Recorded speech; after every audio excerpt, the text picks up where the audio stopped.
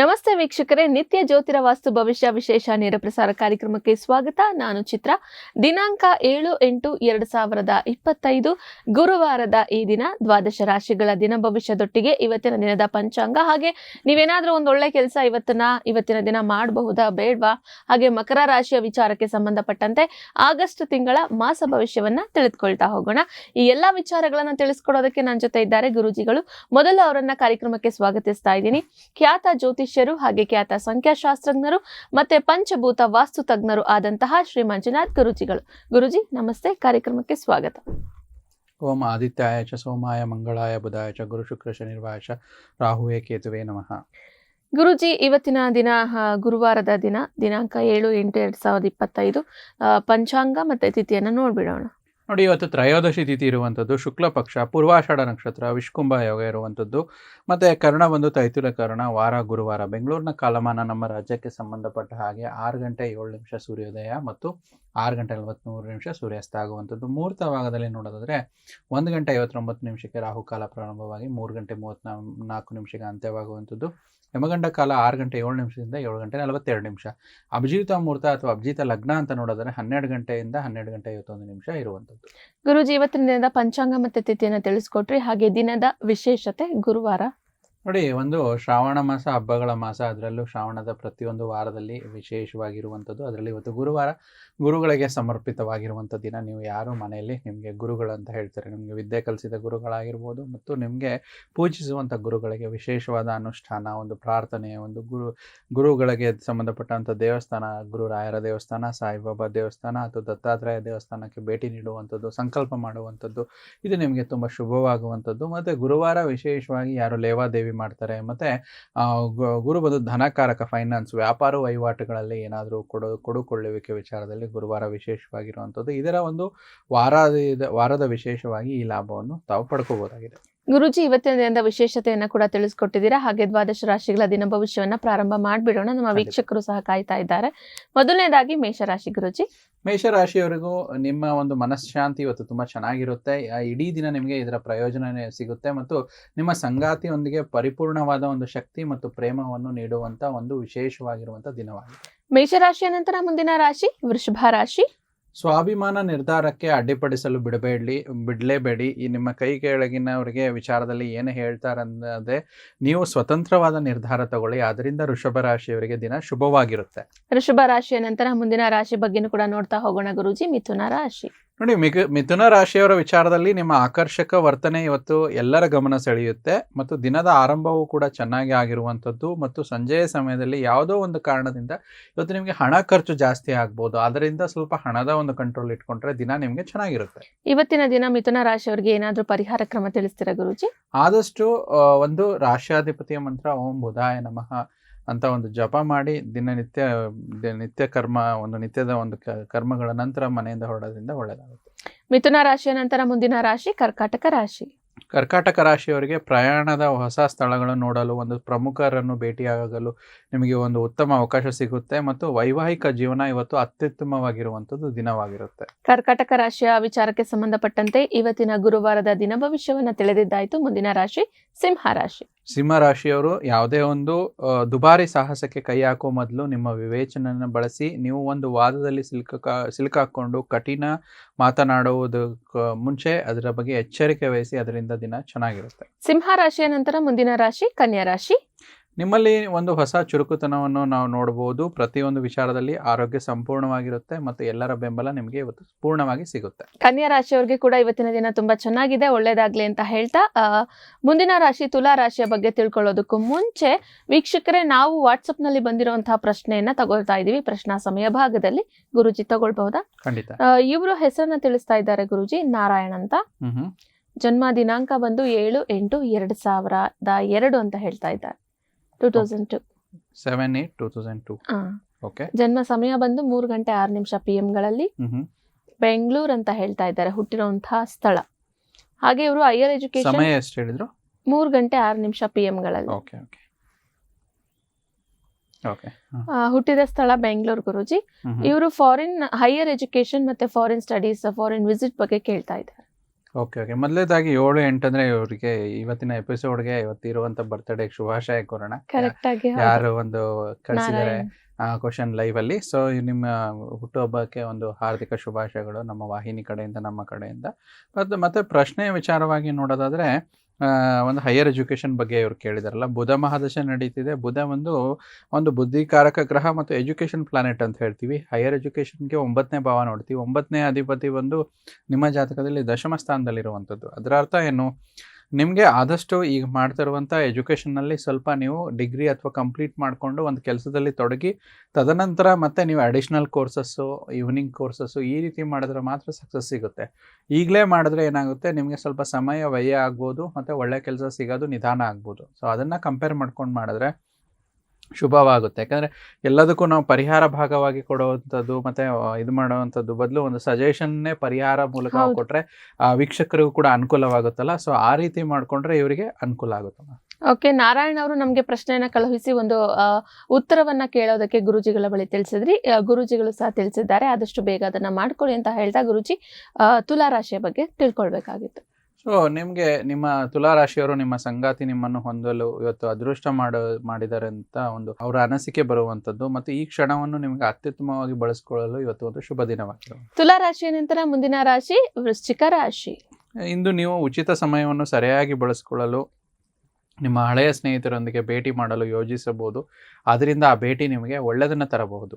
ವೃಶ್ಚಿಕ ರಾಶಿ ತಿಳ್ಕೊಂಡಿದ್ದಾಯ್ತು. ಈ ಬಗ್ಗೆ ಇವತ್ತಿನ ದಿನ ಏನಿದೆ ವೃಶ್ಚಿಕ ರಾಶಿಯವರಿಗೆ ಅಂತಾನು ಹೇಳಿ. ಮುಂದಿನ ರಾಶಿ ಧನುರಾಶಿ. ಧನುರಾಶಿಯವರು ನಿಮ್ಮ ಕುಟುಂಬ ನಿಮ್ಮ ಸಹಾಯಕ್ಕೆ ಬರುತ್ತೆ. ಬಿಕ್ಕಟ್ಟಿನ ಸಮಯದಲ್ಲಿ ನಿಮಗೆ ಒಳ್ಳೆಯ ಮಾರ್ಗದರ್ಶನ ಸಿಗುವಂಥದ್ದು ಮತ್ತು ನಿಮ್ಮ ಒಂದು ಪಾಸಿಟಿವ್ ಅಂಶ ಇವತ್ತು ನಿಮಗೆ ಗೊತ್ತಾಗುತ್ತೆ. ಅದರಿಂದ ನಿಮಗೆ ದಿನ ಶುಭವಾಗಿರುತ್ತೆ. ಹಾಗೆ ಮಕರ ರಾಶಿಯವರ ವಿಚಾರಕ್ಕೆ ಸಂಬಂಧಪಟ್ಟಂತೆ ಇವತ್ತಿನ ದಿನ ಭವಿಷ್ಯವನ್ನು ಕೂಡ ತಿಳಿಯೋಣ. ಇಂದು ನಿಮಗೆ ಹಣದ ಲಾಭವಾಗುವ ಪೂರ್ತಿ ಸಾಧ್ಯತೆ ಇದೆ ಮತ್ತು ಇತರರೊಂದಿಗೆ ಸೇರಿ ನೀವು ದಾನ ಮಾಡುವಂಥ ಒಂದು ವಿಚಾರ ನಿಮಗೆ ಹೊಳೆಯುವಂಥದ್ದು. ಅದರಿಂದ ಮಾನಸಿಕ ಶಾಂತಿ ನಿಮಗೆ ಸಿಗುತ್ತದೆ. ಹಾಗೆ ಕುಂಭ ರಾಶಿಯವರ ವಿಚಾರಕ್ಕೆ ಸಂಬಂಧಪಟ್ಟಂತೆ ಗುರುವಾರದ ದಿನ ಭವಿಷ್ಯ ಏನಿದೆ ನೋಡೋಣ. ಪಾಲುದಾರರು ನಿಮ್ಮ ಹೊಸ ಯೋಜನೆಗಳು ಮತ್ತು ಸಾಹಸಗಳ ಬಗ್ಗೆ ಉತ್ಸಾಹ ತೋರಿಸ್ತಾರೆ ಮತ್ತು ಕುಟುಂಬದ ಅಗತ್ಯತೆಗಳನ್ನು ಪೂರೈಸುವಾಗ ನಿಮಗೆ ಅನೇಕ ಬಾರಿ ನಿಮ್ಮನ್ನು ನೀವು ಮರೆತು ಹೋಗ್ತೀರಾ. ಅದಕ್ಕೆ ನಿಮಗೆ ನೀವು ಸಮಯ ನೀಡಿ, ಅದರಿಂದ ದಿನ ಚೆನ್ನಾಗಿರುತ್ತೆ. ಹಾಗೆ ಕೊನೆಯ ರಾಶಿ ಮೀನ ರಾಶಿಯವರಿಗೆ ಗುರುವಾರದ ದಿನ ಭವಿಷ್ಯ ಏನಿದೆ ತಿಳಿಯೋಣ. ಇವತ್ತು ಯೋಗ, ಪ್ರಾಣಾಯಾಮ, ಧ್ಯಾನದೊಂದಿಗೆ ದಿನ ಪ್ರಾರಂಭಿಸಿ. ಅದರಿಂದ ನಿಮಗೆ ಸಕಾರಾತ್ಮಕವಾಗಿರುವಂಥ ದಿನ. ಯಾವುದೇ ಒತ್ತಡ ಇದ್ರೂ ಆ ಒತ್ತಡದಿಂದ ದೂರ ಹೋಗಿ ನಿಮಗೆ ಒಳ್ಳೆಯ ದಿನ ಆಗುವಂಥ ಎಲ್ಲ ನಿರೀಕ್ಷೆಗಳು ಇರುವಂಥದ್ದು. ಇಲ್ಲಿಗೆ ದ್ವಾದಶ ರಾಶಿಗಳ ದಿನ ಭವಿಷ್ಯ ಮುಕ್ತಾಯವಾಗಿದೆ. ವೀಕ್ಷಕರೇ, ನೀವು ಗುರುಜಿಗಳ ಬಳಿ ನೇರವಾಗಿ ಮಾತನಾಡಬೇಕಂದ್ರೆ ಕೆಳಗಡೆ ಡಿಸ್ಪ್ಲೇ ಆಗ್ತಾ ಇರೋ ನಂಬರ್ಗೆ ಕಾಲ್ ಮಾಡ್ಬೋದು. 2 ನಂಬರಲ್ಲಿ ಯಾವ ನಂಬರ್ಗೆ ಕಾಲ್ ಮಾಡಿದ್ರು ಕೂಡ ಗುರುಜಿಗಳು ಮಾತನಾಡ್ತಾರೆ. ಹಾಗೆ ವಾಟ್ಸಪ್ ಕೂಡ ಮಾಡ್ಬೋದು. ಅಂತಹ ಗುಪ್ತ ಸಮಸ್ಯೆಗಳನ್ನ ನಾವು ಚರ್ಚೆ ಮಾಡೋದಿಕ್ಕಾಗಲ್ಲ, ಲೈವ್ ನಲ್ಲಿ ಮಾತನಾಡೋದಿಕ್ಕಾಗಲ್ಲ ಅಂದವ್ರಿಗೆ ಕೂಡ ವಾಟ್ಸಪ್ ಮಾಡಬಹುದು. ಗುರುಜಿ, ಇನ್ನೊಂದು ಪ್ರಶ್ನೆ ಇತ್ತು, ತಗೊಂಡ್ಬಿಡೋಣ. ಇವರು ಹೆಸರನ್ನ ತಿಳಿಸ್ತಾ ಇದ್ದಾರೆ, ರಮೇಶ್ ಅಂತ. ರಮೇಶ್ ಜನ್ಮ ದಿನಾಂಕ 23/6/95. ಓಕೆ. 3:06 PM ಗಳಲ್ಲಿ ದೆಹಲಿ ಇವರು ಹುಟ್ಟಿರುವಂತ ಸ್ಥಳ ಗುರುಜಿ. ಓಕೆ. ಇವರು ಜಾಬ್ ಚೇಂಜ್ ಮತ್ತೆ ಫಿನಾನ್ಷಿಯಲ್ ಸ್ಟೆಬಿಲಿಟಿ ಬಗ್ಗೆ ಕೇಳ್ತಾ ಇದ್ದಾರೆ. ಡೆಲ್ಲಿ ಅಲ್ವಾ? ಸೊ ರಮೇಶ್ ಯಾರು ಪ್ರಶ್ನೆ ಕಳಿಸಿದ್ದಾರೆ, ಅವರ ಜಾತಕದ ವಿಚಾರವಾಗಿ ನೋಡೋದಾದ್ರೆ ಹುಟ್ಟಿರುವಂಥದ್ದು ಶುಕ್ರವಾರ, ಮೇಷರಾಶಿ, ಭರಣಿ ನಕ್ಷತ್ರ ಬರುವಂಥದ್ದು, ತುಲಾ ಲಗ್ನದ ವಿಚಾರದಲ್ಲಿ. ಸೊ ಜಾಬ್ ಚೇಂಜು ಮತ್ತು ಫೈನಾನ್ಷಿಯಲ್ ಸ್ಟೆಬಿಲಿಟಿ ಬಗ್ಗೆ ಹೇಳ್ತಾರೆ. ಜಾಬ್ ಚೇಂಜ್ ನೋಡಿ, ದಶಮ ಸ್ಥಾನ ಪ್ರಬಲವಾಗಿದ್ದಾಗ ಅವರಿಗೆ ಕೆಲಸ ಕಾರ್ಯಗಳು ಚೆನ್ನಾಗಿರುತ್ತೆ. ಇವರ ದಶಮಾಧಿಪತಿ ಚಂದ್ರ ಸಪ್ತಮ ಸ್ಥಾನದಲ್ಲಿ ಕೇತು ಒಟ್ಟಿಗೆ ಇರೋದ್ರಿಂದ ಸ್ವಲ್ಪ ಆವಾಗವಾಗ ಕೆಲಸದಲ್ಲಿ ಮಾನಸಿಕ ಒತ್ತಡ, ಮಾನಸಿಕ ಏನೋ ಕಿರಿಕಿರಿಗಳು, ಅಂದರೆ ಒಂದು ಸ್ಪಷ್ಟತೆ ಇರಲ್ಲ. ನೀವು ಎಷ್ಟೇ ಕೆಲಸ ಮಾಡಿದಾಗ ಏನಾಗುತ್ತೆ, ಸ್ವಲ್ಪ ಮೆಂಟಲ್ ಸ್ಯಾಟಿಸ್ಫ್ಯಾಕ್ಷನ್ ಕಮ್ಮಿ ಇರುತ್ತೆ. ಅಂದರೆ ನಿಮ್ಗೆ ಇರುವಂಥ ಟಾಸ್ಕನ್ನು ನೀವು ಕಂಪ್ಲೀಟ್ ಮಾಡಿದ್ರು ಕೂಡ ಮೆಂಟಲ್ ಸ್ಯಾಟಿಸ್ಫ್ಯಾಕ್ಷನ್ ಕಮ್ಮಿ ಇರೋದ್ರಿಂದ ಸ್ವಲ್ಪ ಮಾನಸಿಕ ಕಿರಿಕಿರಿ ಅನ್ನಿಸ್ತಾ ಇರಬಹುದು. ಅದ್ರ ಜೊತೆಯಲ್ಲಿ ಚಂದ್ರ ದಶನೇ ನಡೀತಾ ಇದೆ ನಿಮ್ಗೆ. ಆಲ್ಮೋಸ್ಟ್ 2015ರಿಂದನೂ ಕೂಡ ಈ ರೀತಿ ಒಂದು ಸಿಂಪ್ಟಮ್ಸ್ ಆಗಿರ್ಬೋದು, ಈ ರೀತಿ ಅನಿಸಿಕೆ, ಅಭಿಪ್ರಾಯಗಳು ನಿಮ್ಮ ಕೆಲಸದ ಸ್ಥಳದಲ್ಲಿ ಇರುವಂಥದ್ದು. ಯಾಕಂದರೆ ದಶಮಾಧಿಪತಿ ಜೊತೆ ರಾಹು ಕೇತುಗಳು ಬಂದಾಗ ಈ ರೀತಿ ಪ್ರಭಾವಗಳು ಕೊಡುತ್ತೆ.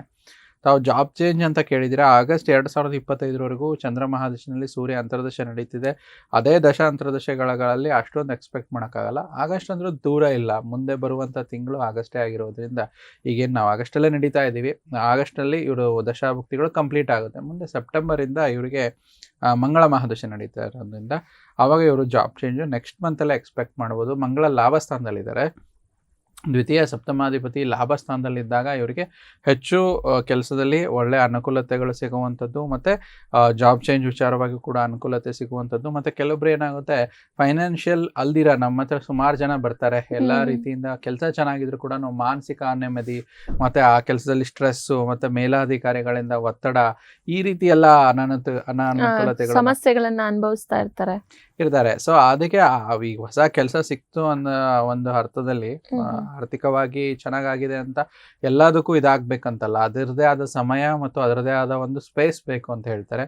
ಅದನ್ನ ಇವರಿಗೆ ಮುಂಬರುವ ಮಂಗಳ ಮಹಾದಶನಲ್ಲಿ ಸಿಗುತ್ತೆ. ಈಗ ನಡೀತಿರುವ ದಶಾಭುಕ್ತಿಗಳಿಗೆ ಪರಿಹಾರ ಅಂದರೆ ನಾವೊಂದು ರೆಮಿಡೀಸ್ ಭಾಗದಲ್ಲಿ ನೋಡಿದಾಗ ರೆಮಿಡೀಸ್ ಇಷ್ಟೇ, ಆದಷ್ಟು ಸ್ಟ್ರೆಸ್ ರಿಲೇಟೆಡ್ ಪ್ಲಾನೆಟ್ ಮಂಗಳನೇ ಆಗಿರೋದ್ರಿಂದ ಅದರ ಸಂಬಂಧಿತವಾಗಿ ಒಂದು ಸ್ಫಟಿಕ ಮಾಲೆ ಅಂತ ಬರುತ್ತೆ, ಕ್ರಿಸ್ಟಲ್ ಅಂತ ಹೇಳ್ತೀವಿ. ಆ ಸ್ಫಟಿಕ ಮಾಲೆನ ಕತ್ತಲಾದ್ರೂ ತರಿಸ್ಬೋದು ಮಾಲೆ ಆಗಿ, ಒಂದು 54 ಅಥವಾ 108, ಅಥವಾ ಸ್ಫಟಿಕದ ಒಂದು ಬ್ರಾಸ್ಲೆಟ್ನ ಧರಿಸುವಂಥದ್ದು ಒಳ್ಳೆಯದು, ಅಥವಾ ಸ್ಫಟಿಕ ಶಿವಲಿಂಗನ ಮನೇಲಿ ಇಟ್ಟು ಪೂಜೆ ಮಾಡುವಂಥದ್ದು, ದಿನಾಲು ಜಲಾರ್ಚನೆ ಮಾಡುವಂಥದ್ದು, ಆ ಶಿವನ ಪಂಚಾಕ್ಷರಿ ಸ್ತೋತ್ರ, ಶಿವ ಪಂಚಾಕ್ಷರಿ ಸ್ತೋತ್ರ ಹೇಳುವಂಥದ್ದು. ಇದರಿಂದ ಮಾನಸಿಕ ನೆಮ್ಮದಿ ಸಿಕ್ಕರೆ ಇವರಿಗೆ ತುಂಬ ಒಳ್ಳೆ ಪೊಸಿಷನ್ಗೆ ಹೋಗ್ತಾರೆ, ಮತ್ತು ಮುಂದಿನ ತಿಂಗಳು ಜಾಬ್ ಚೇಂಜ್ನ ಎಲ್ಲ ಅನುಕೂಲತೆಗಳು ಇರುತ್ತೆ. ಅದ್ರ ಜೊತೆ ಈ ಫೈನಾನ್ಷಿಯಲ್ ಸ್ಟೆಬಿಲಿಟಿ, ಇದೊಂದು ಎರಡು ಒಂದಕ್ಕೊಂದು ಸಂಬಂಧ ಇರುವಂಥ ವಿಚಾರ. ಒಳ್ಳೆ ಕೆಲಸ ಇತ್ತು, ಒಳ್ಳೆ ಖುಷಿ ಇದ್ದಾಗ ಒಳ್ಳೆ ದುಡ್ಡು ಕೂಡ ಇರುತ್ತೆ ಅಂತ ಹೇಳ್ತಾರಲ್ಲ. ಸೊ ಆ ರೀತಿ ಇವರು ರಮೇಶ್ ಜಾತಕದಲ್ಲಿ ಇರುವಂಥದ್ದು. ಓಕೆ, ಇವತ್ತು ರಮೇಶ್ ಅವರು ಕೂಡ ನಮಗೆ ಪ್ರಶ್ನೆಯನ್ನ ಕಳುಹಿಸಿ ನಿಮ್ಮ ಒಂದು ವಿಚಾರ ಏನಿದೆ ಆ ಬಗ್ಗೆ ಚರ್ಚೆ ಮಾಡಿದ್ರಿ. ಗುರೂಜಿಗಳು ಸಹ ಉತ್ತರವನ್ನ ನೀಡಿದ್ದಾರೆ. ಆದಷ್ಟು ಬೇಗ ಮಾಡ್ಕೊಳ್ಳಿ, ಒಳ್ಳೇದಾಗ್ಲಿ ಅಂತ ತಿಳಿಸ್ತಾ ಮಕರ ರಾಶಿಯ ವಿಚಾರಕ್ಕೆ ಸಂಬಂಧಪಟ್ಟಂತೆ ಆಗಸ್ಟ್ ತಿಂಗಳ ಒಂದು ಮಾಸ ಭವಿಷ್ಯ ಏನಿದೆ ಅಂತ ಹೇಳಿ ಗುರೂಜಿಗಳ ಬಳಿ ಕೇಳ್ತಾ ಹೋಗೋಣ. ಗುರೂಜಿ, ಆಗಸ್ಟ್ ತಿಂಗಳ ಮಾಸ ಭವಿಷ್ಯಕ್ಕೆ ವಿಚಾರಕ್ಕೆ ತಗೊಂಡ್ರೆ ಮಕರ ರಾಶಿಯವರಿಗೆ ನವಗ್ರಹಗಳ ಗೋಚಾರದ ಪ್ರಭಾವ ಯಾವ ರೀತಿಯಾಗಿದೆ, ಅದರ ಒಂದು ಆಧಾರದ ಮೇಲೆ ರಾಶಿ ಫಲ ಏನ್ ಸೂಚಿಸುತ್ತೆ? ನೋಡಿ, ಮಕರ ರಾಶಿಯವರಿಗೆ ತುಂಬ ವಿಶೇಷವಾಗಿ ಈ ಒಂದು 7.5 ಮುಗಿದ ನಂತರ ಒಂದು ಒಳ್ಳೆಯ ಅಭಿವೃದ್ಧಿ ಕಡೆ ಪ್ರಯಾಣ ನಿಮಗೆ ನಡೀತಾ ಇರುವಂಥದ್ದು. ಮತ್ತು ಮೊದಲೇದಾಗಿ ನೋಡೋದಾದರೆ ಇಷ್ಟು ದಿನ 7.5 ಎಫೆಕ್ಟ್ಸಿಂದ ಒಂದು ನೆಮ್ಮದಿಯಿಂದ ಇರುವಂಥದ್ದು ವಿಚಾರ ಅಂತ ಹೇಳ್ತೀವಿ. ಆದರೆ ಸ್ವಲ್ಪ ಗುರುಬಲ ಇಲ್ಲ ನಿಮಗೆ. ಸೊ ಗುರು ಭಗವಾನರು ಇಲ್ಲೇನಾಗುತ್ತೆ, ನಿಮ್ಮ ರಾಶಿಯವರಿಗೆ ತೃತೀಯಾಧಿಪತಿ ಮತ್ತು ಷಷ್ಠ್ಯಾಧಿಪತಿಯಾಗಿ 6ನೇ ಮನೆಯಲ್ಲಿ ಇರುವಂಥದ್ದು ತುಂಬ ವಿಶೇಷ ಅಂತ ಹೇಳ್ತೀವಿ. ಸೊ ಇಲ್ಲೇನಾಗುತ್ತೆ, 6ನೇ ಮನೆ ಅಂದರೆ ರೋಗ ರಿಪು ಋಣು ಶತ್ರು ಅಂತ ಹೇಳ್ತೀವಿ. ಆದರೆ ಸ್ವಲ್ಪ ಇದರಿಂದ ಏನಾಗುತ್ತೆ, ಸ್ವಲ್ಪ ರೋಗ ರಿಪು ಋಣು ಅಂದರೆ ರೋಗ ಹೆಚ್ಚಾಗುವಂಥದ್ದು, ಶತ್ರುಬಾಧೆ ಹೆಚ್ಚಾಗುವಂಥದ್ದು ಎಲ್ಲವನ್ನು ನೀವು ರಾಶಾಧಿಪತಿ ಬಲವಾಗಿ ಗುರು ಮನೆಯಲ್ಲೇ ಇರೋದ್ರಿಂದ ಬ್ಯಾಲೆನ್ಸ್ ಮಾಡಬೇಕು. ಸೊ ಮೊದಲೇದಾಗಿ ನಾವು ಗೋಚಾರ ಫಲದಲ್ಲಿ ಶನಿ ಮತ್ತು ಗುರು ಚೆನ್ನಾಗಿದ್ರೆ ಅಲ್ವಾ ಎಲ್ಲ ಗ್ರಹಗಳ ಒಂದು ವಿಚಾರದಲ್ಲಿ ಚೆನ್ನಾಗಿರುವಂಥದ್ದು, ಅದನ್ನು ಬ್ಯಾಲೆನ್ಸ್ ಮಾಡ್ತಾ ಹೋಗ್ತೀವಿ. ರಾಶಾಧಿಪತಿ ಶನೇಶ್ವರರು 3ನೇ ಮನೆಯಲ್ಲಿ ಇರೋದ್ರಿಂದ ಹೆಚ್ಚಿನ ಬದಲಾವಣೆ ನಮ್ಗೆ ಅಷ್ಟೊಂದು ವಿಚಾರದಲ್ಲಿ ನಿಮ್ಮ ಮಕರ ರಾಶಿಯವರಿಗೆ ಈ ಒಂದು ಮಾಸದಲ್ಲಿ ಅಷ್ಟೊಂದು ಕಾಣ್ತಾ ಇಲ್ಲ.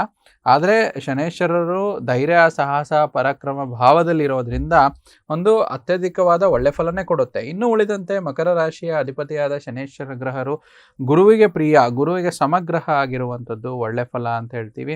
ಆದಷ್ಟು ಸ್ವಲ್ಪ ಉಳಿತಾಯದ ವಿಚಾರಗಳ ಗಮನ ಕೊಡಿ, ಮತ್ತು ಖರ್ಚು ಜಾಸ್ತಿ ಇರುತ್ತೆ ಆಗಸ್ಟ್ ತಿಂಗಳಲ್ಲಿ ಮಕರ ರಾಶಿಯವರಿಗೆ. ಮತ್ತೆ ಗುರುವಿನ ವಿಚಾರದಲ್ಲಿ ಗುರು ಶಾಂತಿ ಮಾಡಿಸ್ಬೇಕಾ ಅಥವಾ ಗುರುವಿನ ಒಂದು ಇದು ಮಾಡ್ಬೇಕಾ ಅಂತಂದ್ರೆ ಎಲ್ಲಾ ಟೈಮಲ್ಲೂ ಶಾಂತಿ ಮತ್ತೆ ಜಪಗಳು ಸರಿಯಾಗಿ ಪರಿಹಾರ ಸಿಗೋದಿಲ್ಲ. ಸಣ್ಣ ಪುಟ್ಟ ಏನು ಗುರುಗಳಿಗೆ ಸಂಬಂಧಿತವಾಗಿ ಸೇವೆ ಮಾಡಿ, ಯಾವುದೋ ಒಂದು ದೇವಸ್ಥಾನಕ್ಕೆ ಹೋಗಿ, ಹತ್ತಿರದಲ್ಲಿರುವಂಥ ಯಡಿಯೂರ ಸಿದ್ಧಲಿಂಗೇಶ್ವರ ದೇವಸ್ಥಾನಕ್ಕೆ ಹೋಗಿ ಸೇವೆ ಮಾಡಿ, ಅಲ್ಲಿ ಒಂದು ಕೆಲಸ ಮಾಡಿ, ಗುರು ಶ್ಲೋಕವನ್ನು ಓದ್ರಿ, ಇದರಿಂದ ಒಳ್ಳೆಯದಾಗುತ್ತೆ. ಮತ್ತು ಸಣ್ಣ ಪುಟ್ಟ ಗ್ರಹಗತಿಗಳ ಬದಲಾವಣೆ ವಿಚಾರವಾಗಿ ಮಕರ ರಾಶಿಯವರಿಗೆ ನೋಡೋದಾದರೆ, ಮೊದಲೇದಾಗಿ ಸೂರ್ಯ ಗ್ರಹರು ಮಕರ ರಾಶಿಯವರಿಗೆ ಅಷ್ಟಮ ಸ್ಥಾನಕ್ಕೆ ಬರುವಂಥದ್ದು ಆಗಸ್ಟ್ 17ನೇ ತಾರೀಕು ನಂತರ. ಅಷ್ಟಮ ಸ್ಥಾನಕ್ಕೆ ಬಂದರೂ ಕೂಡ ನಮ್ಮಲ್ಲಿ ಒಂದು ಜ್ಯೋತಿಷಾಸ್ತ್ರದಲ್ಲಿ ಒಂದು ರೂಲ್ ಏನಂದರೆ, ದುಸ್ಥಾನಾಧಿಪತಿ ದುಸ್ಥಾನ ಭಾವದಲ್ಲಿ ಬಂದರೆ ಒಳ್ಳೆ ಫಲಗಳು ಕೊಡುತ್ತೆ, -++ ಅಂತ. ಸೂರ್ಯನ ಫಲ ಒಳ್ಳೆನೇ ಕೊಡುತ್ತೆ, ಯಾಕಂದ್ರೆ ಅಷ್ಟಮಾಧಿಪತಿ ಅಷ್ಟಮ ಸ್ಥಾನಕ್ಕೆ ಬರ್ತಾರೆ 17 ತಾರೀಕು ನಂತರ. ಮತ್ತೆ 20ನೇ ತಾರೀಕು ನಂತರ ಶುಕ್ರ ಅಷ್ಟಮ ಭಾವದಿಂದ ತುಂಬಾ ವಿಶೇಷವಾಗಿ ತ್ರಿಕೋನ ಸ್ಥಾನಾಧಿಪತಿಯಾಗಿ ಮಕರ ರಾಶಿಯವರಿಗೆ ಒಂದು ಅಷ್ಟಮ ಸ್ಥಾನದಲ್ಲೇ ಗೋಚರ ಆಗ್ತಿರುವಂಥದ್ದು ಪಾಸಿಟಿವ್ ಅಂತ ಹೇಳ್ತೀವಿ. ಮತ್ತು ಬುಧ ಕೂಡ ಮಿತ್ರನ ಮನೆಯಾದ ಸಿಂಹ ರಾಶಿಗೆ ಆಗಸ್ಟ್ 30ನೇ ತಾರೀಕು ನಂತರ ಬರುವಂಥದ್ದು. ಇದು ನಿಮಗೆ ಒಂದು ಈ ತಿಂಗಳನಾದ್ಯಂತ ನಿಮಗೆ ಬುಧ ಬಲಿಷ್ಠವಾಗಿ ಇರ್ತಾರೆ. ಓಕೆ ಗುರುಜಿ, ಇನ್ನು ನೀವು ತಿಳಿಸಿರುವಂತಹ ನವಗ್ರಹಗಳ ಗೋಚಾರದ ಪ್ರಭಾವವನ್ನ ವಿಸ್ತೃತವಾಗಿ ನೋಡೋದಾದ್ರೆ ಎಷ್ಟರ ಮಟ್ಟಿಗೆ ಅದು ಮಕರ ರಾಶಿಯವರ ಮೇಲೆ ಪ್ರಭಾವ ಬೀರುತ್ತೆ? ನೋಡಿ, ನಾವು ಆವಾಗಲೇ ತಿಳಿಸ್ದಂಗೆ ಈ 3 ಗ್ರಹಗಳ ಗೋಚಾರದಲ್ಲಿ ಬದಲಾವಣೆ, ಸಣ್ಣ ಪುಟ್ಟ ಬದಲಾವಣೆ ಅಂತ ಹೇಳ್ತೀವಿ. ಈ ಆಗಸ್ಟ್ ಮಾಸದಲ್ಲಿ ಪೂರ್ಣ ಪ್ರಮಾಣದಲ್ಲಿ ಶ್ರಾವಣ ಮಾಸ ಕೂಡ ಸಿಗುವಂಥದ್ದು ಇದು ಸಕಾರಾತ್ಮಕ ವಿಚಾರನೆ. ಸೊ ನಕಾರಾತ್ಮಕ ವಿಚಾರವಾಗಿ ನೋಡೋದಾದ್ರೆ ಒಂದು ಯಾವುದೇ ರೀತಿ ಅಷ್ಟೊಂದು ದೊಡ್ಡ ಪ್ರಮಾಣದಲ್ಲಿ ಇಲ್ಲ. ಮಕರ ರಾಶಿಯವರಿಗೆ ಒಂದು ಪೂರ್ಣ ಪ್ರಮಾಣದಲ್ಲಿ ಒಂದು ಭಗವಂತನ ಅನುಗ್ರಹ, ನಿಮಗೆ ಆಶೀರ್ವಾದ ಸಿಗುತ್ತೆ. ಮತ್ತೆ ನೀವು ಕೇಳ್ದಂಗೆ ಒಂದು ನವಗ್ರಹದ ವಿಸ್ತೃತ ಗೋಚಾರದ ಪ್ರಭಾವ ಆಗಸ್ಟ್ ಮಾಸದಲ್ಲಿ ನೋಡೋದಾದ್ರೆ ಒಂದು ಚತುರ್ಥ ಮತ್ತು ಲಾಭಾಧಿಪತಿಯಾದ ಗ್ರಹ ಒಂದು ಮಂಗಳ ಗ್ರಹರು ನಿಮಗೆ ಭಾಗ್ಯ ಭಾವದಲ್ಲಿ ಗೋಚರ ಆಗ್ತಿರುವಂಥದ್ದು, ಅಂದರೆ 9th ಹೌಸಲ್ಲಿ ಗೋಚರ ಆಗ್ತಿರುವಂಥದ್ದು. ಇದರಿಂದ ಏನಾಗುತ್ತೆ, ನಿಮಗೆ ಒಂದು ಮಂಗಳ ಗ್ರಹ ನಿಮಗೆ ಭೂಮಿ ಪುತ್ರ ಅಂತ ನಾವು ಹೇಳೋದ್ರಿಂದ ತಂದೆಯಿಂದ ಲಾಭ, ಅಂದರೆ ತಂದೆಯಿಂದ ನಿಮಗೆ ಧನ ಲಾಭ ಆಗ್ಬೋದು. ಮತ್ತು ದೂರದ ಕ್ಷೇತ್ರಗಳಿಗೆ, ವಿಶೇಷವಾಗಿ ತೀರ್ಥ ಕ್ಷೇತ್ರಗಳಿಗೆ ದರ್ಶನವನ್ನು ಹೋಗುವಂಥದ್ದು ಮಕರ ರಾಶಿಯವರಿಗೆ ಲಾಭ ತಂದು ಕೊಡುವಂಥದ್ದು.